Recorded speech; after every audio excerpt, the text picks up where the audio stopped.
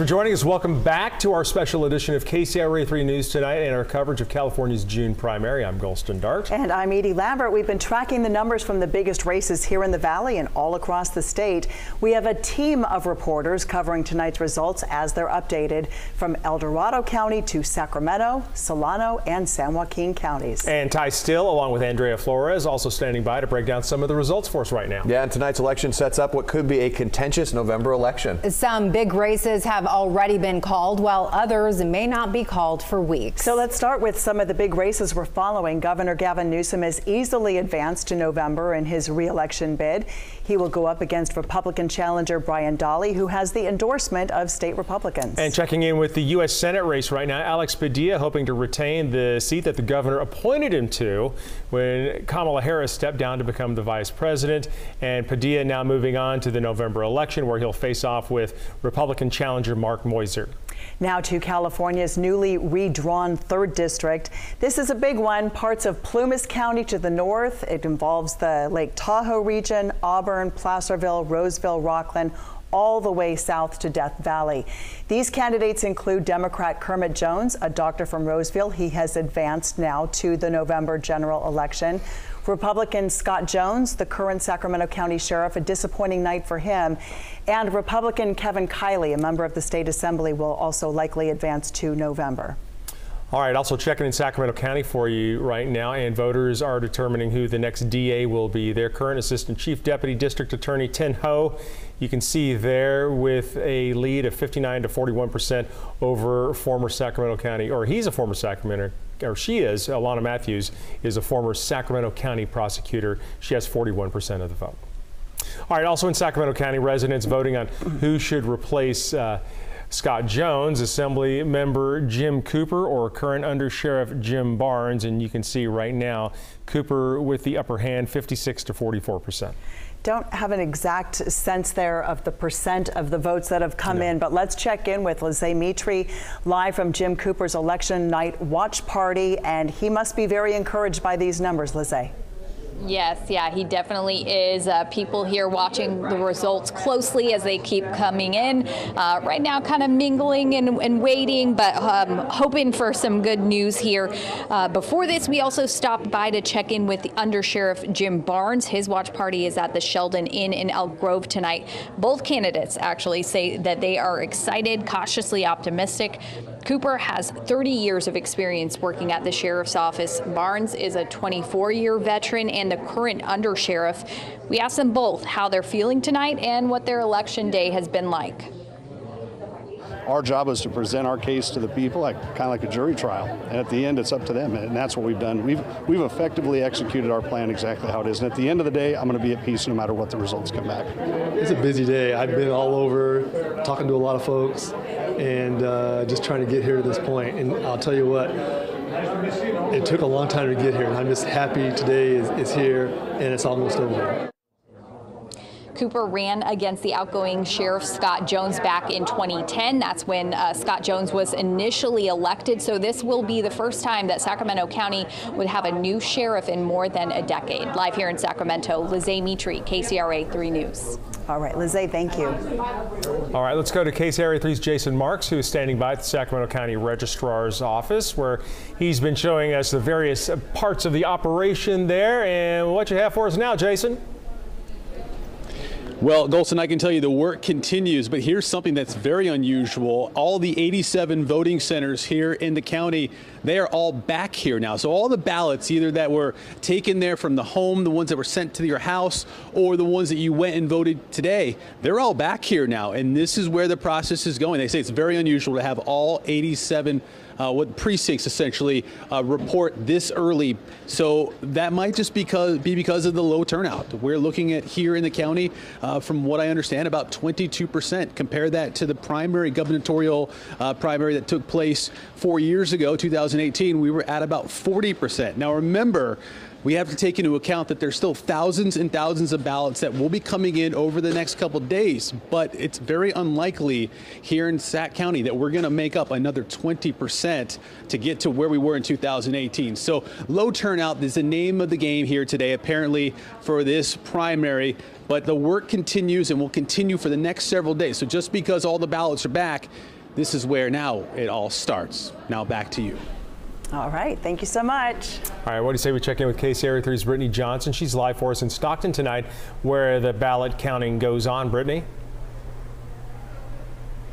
That's right. And right now we have a 3.7% voter turnout here in San Joaquin County. And all of those ballots are coming here to Stockton, to the central location warehouse where they're being processed and counted. So I know a lot of people ask, what happens to your ballot after you vote? Well, let me step out of the way and show you, because you're looking at the process play out live. Now, I'm going to walk you through how all of this works, how your ballots are being processed and counted tonight. Now, ballots are put into black boxes and dropped off here by the sheriff's office. Boxes are then scanned and opened. After that, ballots go to an inspection station before finally being scanned and counted. Counting the ballots is going to take a little extra time in San Joaquin County. That's because a percentage of ballots have a blurry barcode. This means ballots will go through a duplicating process, which is nothing new. The duplicating process is also what happens, say, when someone comes in with a torn barcode or filled out their ballot with a pencil instead of a pen, for example.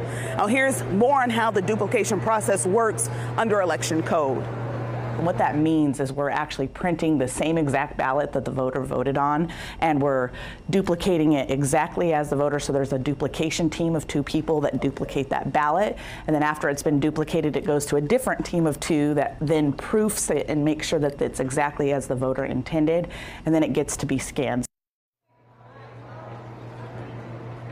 Remember, tonight's election results that you're seeing are initial. Those numbers are going to change throughout the coming weeks because county election officials have until July 7th to certify this election.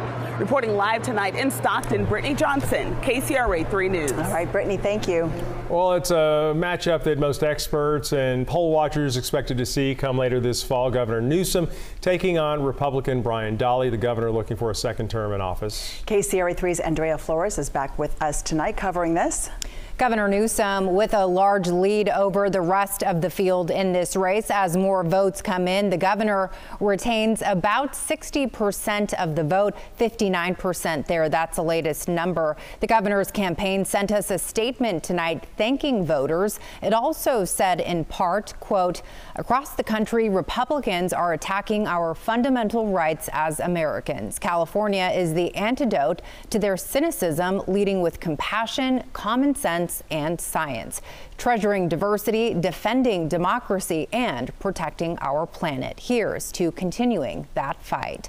Brian Dahle has about 16% of the vote so far, and we spoke with him tonight about what he would do if elected.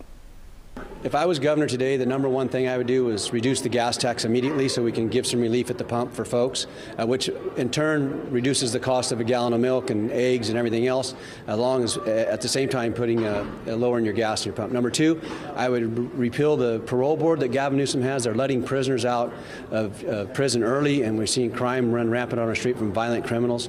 And number 3, I would make sure and get us energy independent as soon as I could. Again, we will see these candidates go head-to-head in the November election. Golston, Edie. All right, Andrea, thank you.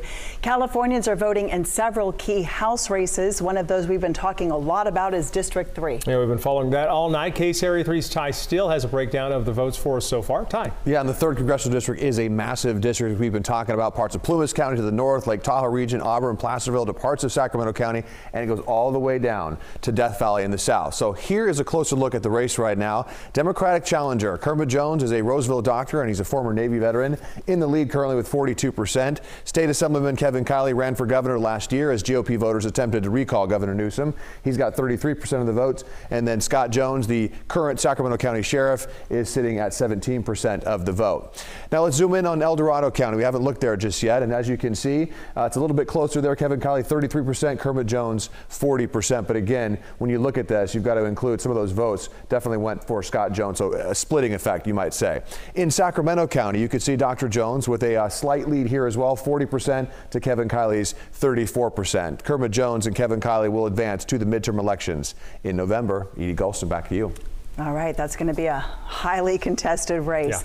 Yeah. KCRA3's Brittany Hope is live from the Registrar of Voters in Fairfield. Ballots still being processed and counted there, Brittany. Yeah, that's right, Edie. And it's honestly a really different scene. So just in the past few minutes, all of these ballots have finished getting in here. So this main room where earlier you saw a lot of people counting, ripping, opening, reading, all of that has now wrapped up for the night here. But we can walk through. There is a lot of hardware and things being cleaned up. You'll see all of these red kind of pouches, suitcase kind of looking things. These are kits where all of the ballots and machinery was in. So now at this point, all of these are essentially emptied. Now we get back to the ballot counting. So let's talk a little bit about that and what that looks like so far. And we just got the data from the team who is still here tonight looking at all the computers in this concealed room here. Essentially what's going on, about 17% of registered voters, their ballots have been counted so far. It sounds like a small number, and it is. It's going to grow over the next few days. They say they expect voter turnout overall to be right under 30%, but that's something we should have a better idea of within the next 1 or 2 days. Still, it's a lower voter turnout, but we're going to look at essentially maybe a third of voters here in Solano County who came out for the election. But yeah, things are starting to wrap up here. Edie Golston.